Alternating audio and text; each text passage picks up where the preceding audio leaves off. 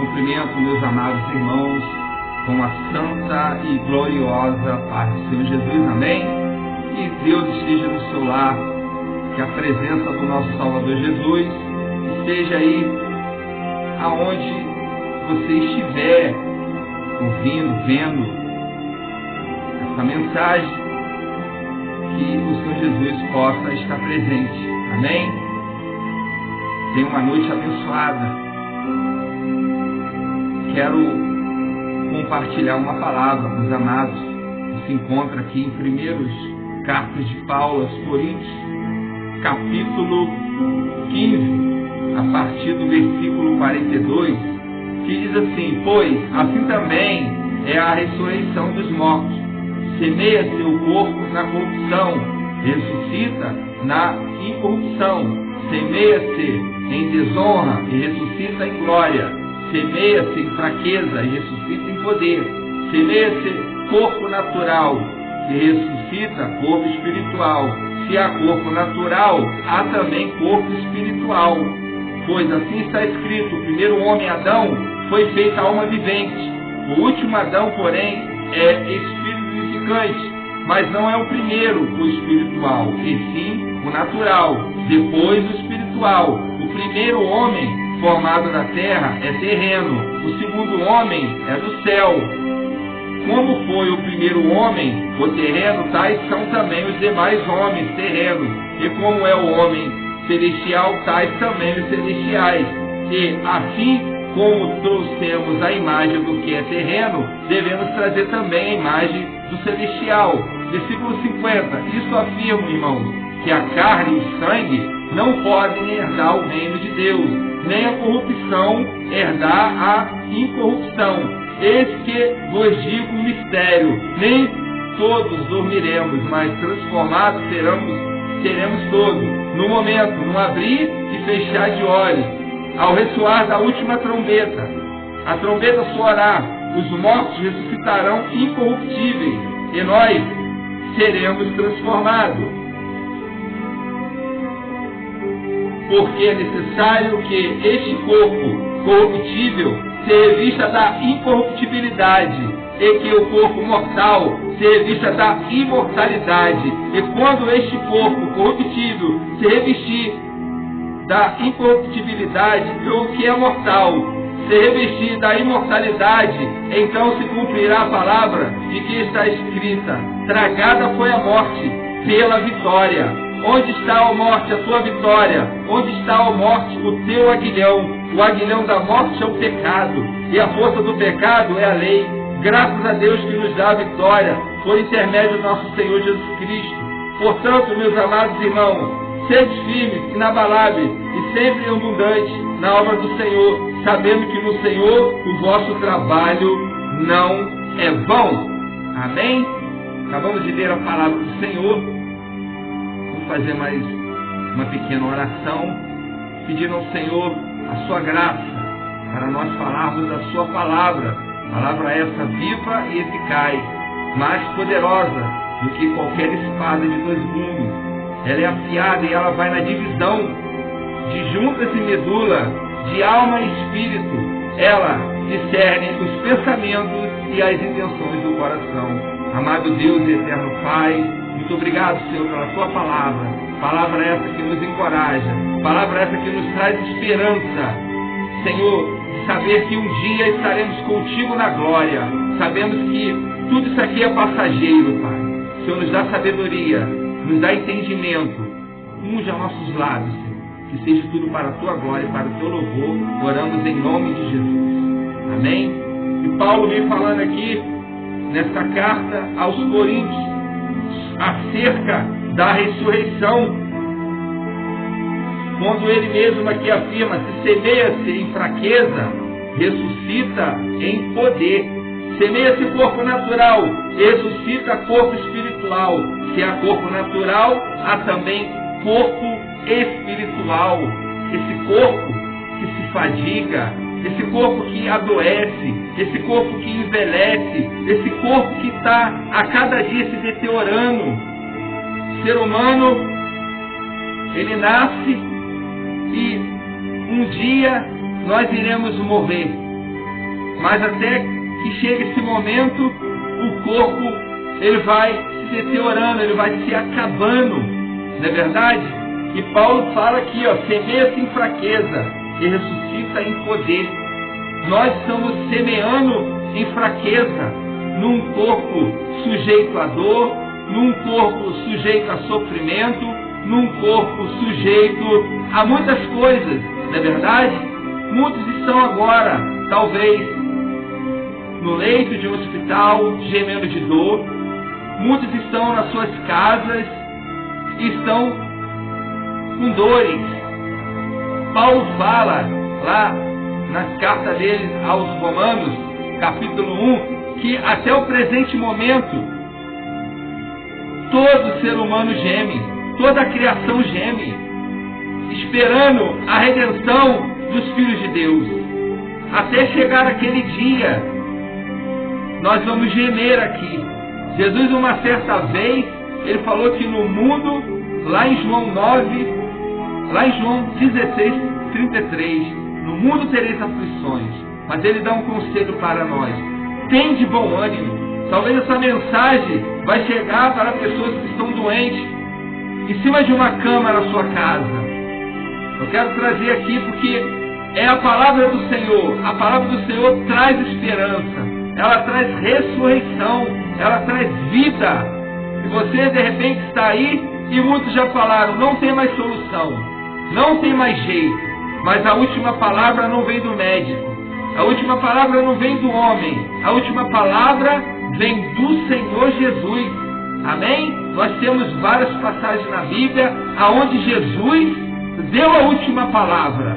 Nós olhamos aqui nos Evangelhos do Senhor Jesus Cristo, escrito pelo homem de Deus, evangelista Marcos, a qual ele narra uma história de uma mulher que gastara todos os seus recursos.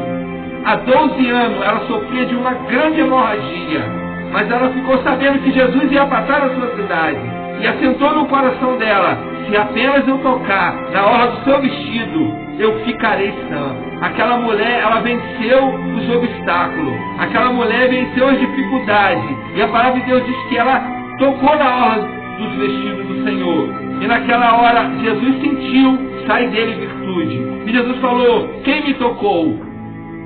E Pedro virou para ele e falou: Senhor, como que o Senhor pode dizer quem te tocou, se a multidão te aperta?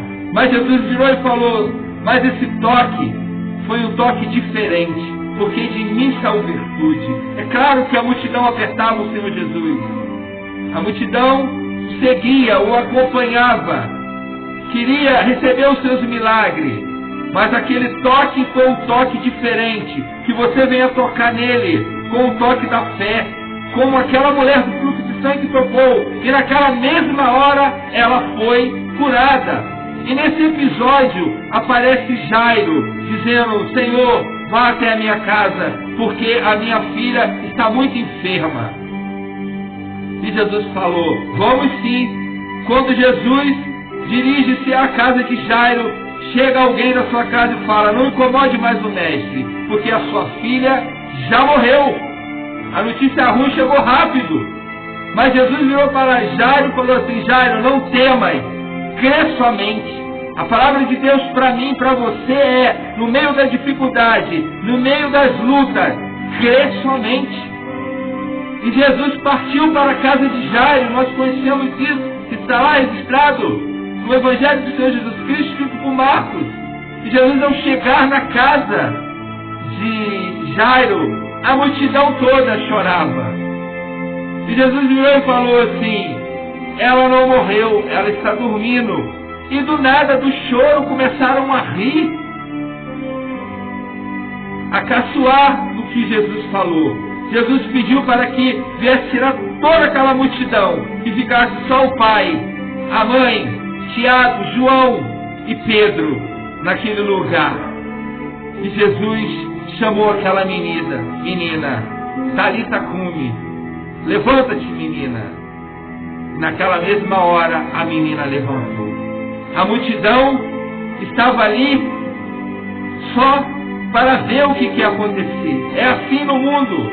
Nós temos pessoas que só querem ver o que vai acontecer, mas elas não têm fé, elas não crê, e muitas das vezes ela atrapalha aquelas que querem crer, aquelas que querem servir. Palavras negativas são faladas na hora da dificuldade, não tem mais jeito, não tem mais solução, mas quem somos nós para falar isso? Nós não somos nada, somos pó e cinza. A última palavra vem do Senhor Jesus, quando Ele mesmo falou para Marta: Marta, crê somente e verás a glória de Deus. Quando Lázaro estava já há 4 dias morto e já enterrado, Jesus manda remover a pedra. E Paulo vem dizendo aqui: se nós semeamos o corpo em fraqueza, se semeia-se em fraqueza, ressuscita em poder. Semeia-se o corpo natural, ressuscita o corpo espiritual. Se há corpo natural, também corpo espiritual. Um dia, aqueles que crerem no Senhor Jesus, como diz as Santas Escrituras, ressuscitarão, uns para a vida eterna e outros para a condenação eterna, para a vergonha eterna. A palavra de Deus vem nos dizer a respeito sobre semeadura, o que nós temos semeado, porque o mundo é uma grande horta, aonde nós semeia. Você é livre para semear o que você quiser. A vida que Deus te deu é sua. Você tem o direito de semear o que você quiser. E ninguém pode se meter na sua vida, é verdade. Mas você também vai ser obrigado a colher tudo aquilo que você plantar. Porque tudo aquilo que eu plantar, seja de bom ou ruim, a palavra de Deus diz que na vinda do Senhor, Ele dará ordem aos seus anjos e Ele recolherá os escolhidos, aqueles que creram na sua palavra, aqueles que creram no Evangelho, aqueles que creram no sacrifício do Filho de Deus, e Ele separará à direita aqueles que vão ser salvos, e as ovelhas estarão à direita, segundo a palavra do Senhor, e à esquerda estarão os bodes. E a pergunta que eu faço para você nesta noite: você tem sido ovelha ou você tem sido bode? Porque da forma como eu vivo e da forma como eu semeio, aquilo vai dizer para onde eu estou indo e o que eu vou colher. Essa é a mensagem desse tempo ao qual Jesus está vindo. A palavra é sobre a vinda de Cristo. A palavra é sobre a ressurreição dos mortos. Nós iremos morrer se Jesus não voltar. Mas Ele, segundo a palavra do Senhor, como diz aqui, isso afirmam que a carne, eis que eu vos digo um mistério, nem todos dormiremos, mas transformados seremos todos, num momento, num abrir e fechar de olhos, ao ressoar da última trombeta. A trombeta soará, os mortos ressuscitarão incorruptível, e nós seremos transformados. Porque é necessário que este corpo corruptível, que se revista da incorruptibilidade, e que o corpo mortal se revista da imortalidade. E quando este corpo corruptível se revestir da incorruptibilidade, e o que é mortal se revestir da imortalidade, então se cumprirá a palavra que está escrita: tragada foi a morte pela vitória. E ele completa aqui: onde está, ó morte, a tua vitória? Onde está, ó morte, o teu aguilhão? O aguilhão da morte é o pecado, e a força do pecado é a lei. Graças a Deus que nos dá a vitória por intermédio do nosso Senhor Jesus Cristo. Portanto, meus amados irmãos, sempre firme, inabalável, sempre abundante na obra do Senhor, sabendo que no Senhor o vosso trabalho não é vão. O nosso trabalho no Senhor não é vão. O que nós semeamos aqui, seja ele de bom ou de ruim, é o que nós vamos colher. E ressuscitarão aqueles que fizeram o que é mal, aqueles que não creram na palavra do Senhor, aqueles que zombaram, aqueles que dizem assim: ninguém tem o direito de se meter na minha vida. É verdade, mas a palavra do Senhor tem sido pregada para que você venha se arrepender. Enquanto é tempo, eu não digo nem enquanto é tempo que Jesus não veio, mas enquanto nós estamos vivos. Porque o que é a vida do homem é um conto ligeiro, é um sopro. Do nada, daqui a pouco nós não estaremos mais aqui. É uma parada cardíaca, é uma parada respiratória, é um AVC, é um princípio de infarto. Basta um pequeno detalhe e a nossa vida se vai. E você vai esperar a vida acabar, a vida passar para tomar essa decisão. A decisão é agora. Receba Jesus como seu Senhor e Salvador da sua alma. Nem ouro, nem prata, nada nessa terra, nenhuma luxúria, nenhuma riqueza, nenhuma fama, nenhuma conquista terrena pode comprar, como diz a palavra do Senhor. Nem ouro, nem prata, porque fomos comprados com o sangue de um santo, de um Filho de Deus, que desceu a essa terra, se vestiu da nossa carne, se fez homem, habitou entre nós, como diz lá em João. No princípio era o Verbo era Deus, e o Verbo estava com Deus. Ele se fez carne e habitou entre nós, e nós vimos a sua glória como o unigênito do Filho. Deus tem levantado seus arautos, pregando de dia e de noite, nas redes sociais, na televisão. Não importa, Paulo fala, o que importa é pregar a palavra, que seja por ganância, que seja por inveja, não importa, o que importa é que a palavra está sendo pregada, Jesus está sendo falado, as ações, Jesus está à porta, os acontecimentos, terremoto, maremoto, fome, miséria, guerra, maldade, ruindade. Jesus vai voltar. Se nós não vermos Ele nesta geração voltar, estaremos vendo com Ele quando Ele nos ressuscitar. Porque Paulo fala sobre isso. Eis que vos digo um mistério: nem todos dormiremos, mas transformados seremos todos. Se Jesus vier hoje, aqueles que crerem nele serão transformados. E receberemos um corpo celestial. Estaremos com Ele para sempre nos céus. Ele preparou uma mansão celestial para você, ruas de ouro. Vai receber um novo nome, um novo corpo. Vale a pena negar essa vida aqui. Vale a pena negar os prazeres momentâneos. Vale a pena negar o que é errado, aquilo que leva o homem à destruição. E Mateus fala que a porta e o caminho que levam para o céu é estreito, mais espaçosa e larga é o caminho que leva à perdição.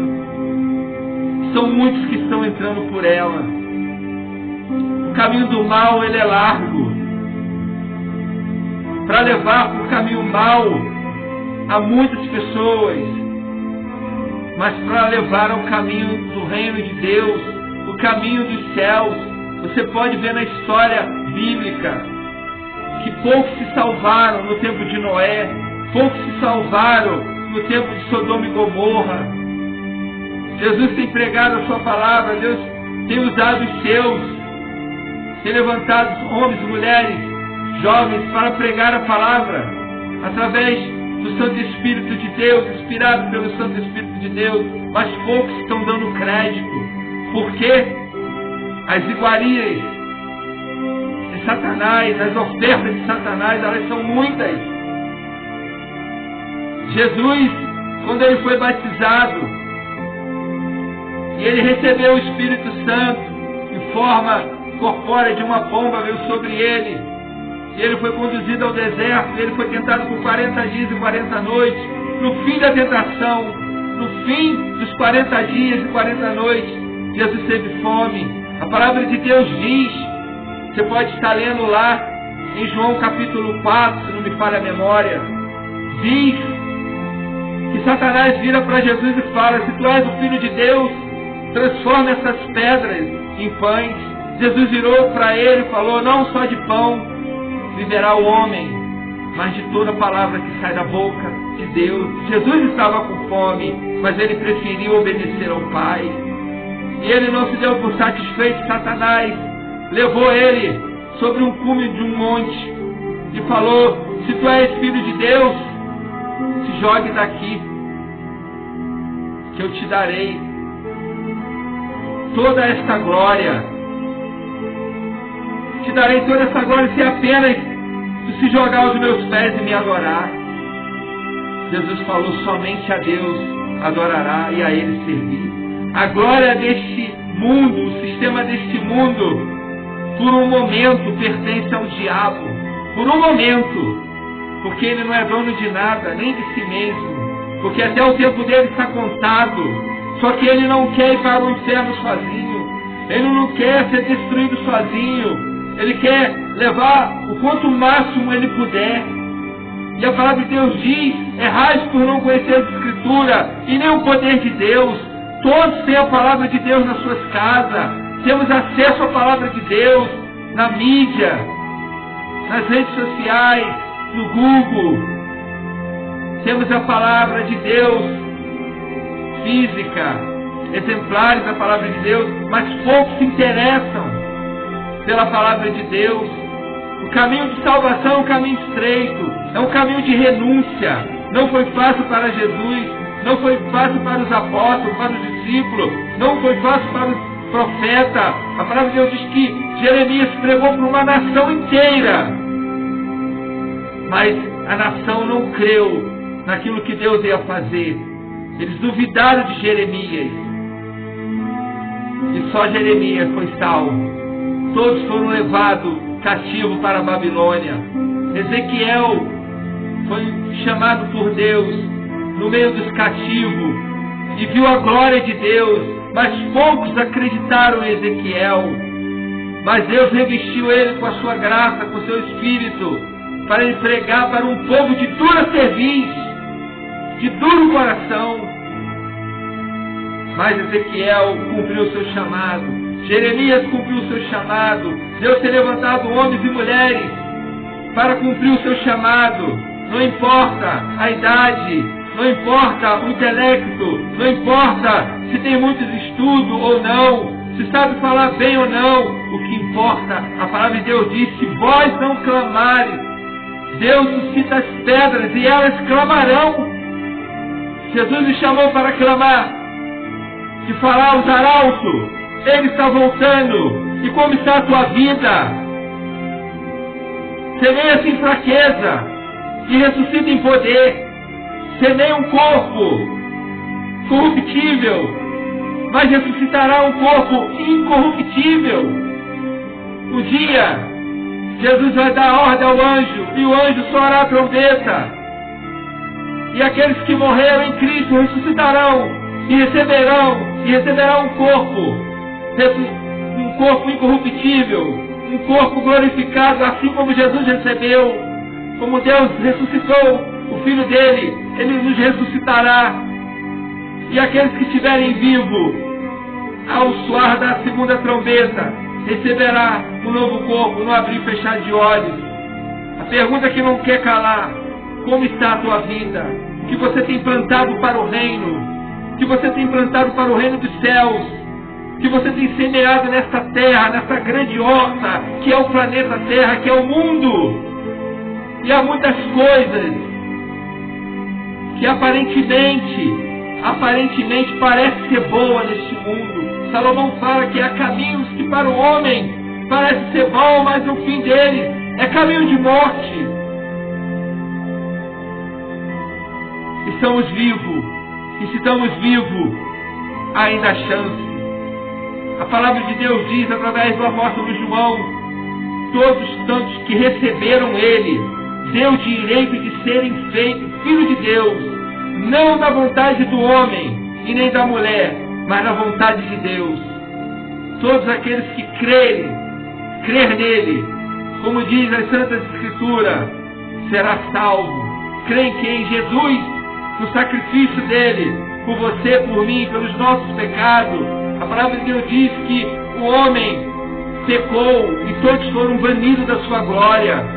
A palavra de Deus diz através do apóstolo Paulo que ele olhou do céu para a terra e sequer viu um justo. Todos se desviaram, todos seguiram seus próprios caminhos. Mas prove a Deus nos salvar, enviando seu Filho Jesus, nascido de mulher. Ele esteve aqui nessa terra. A prova disso, os fatos disso, estão aqui na sua palavra. Está no planeta que ele criou, como diz o apóstolo Paulo, pelas coisas visíveis e invisíveis. O homem para Deus é indesculpável.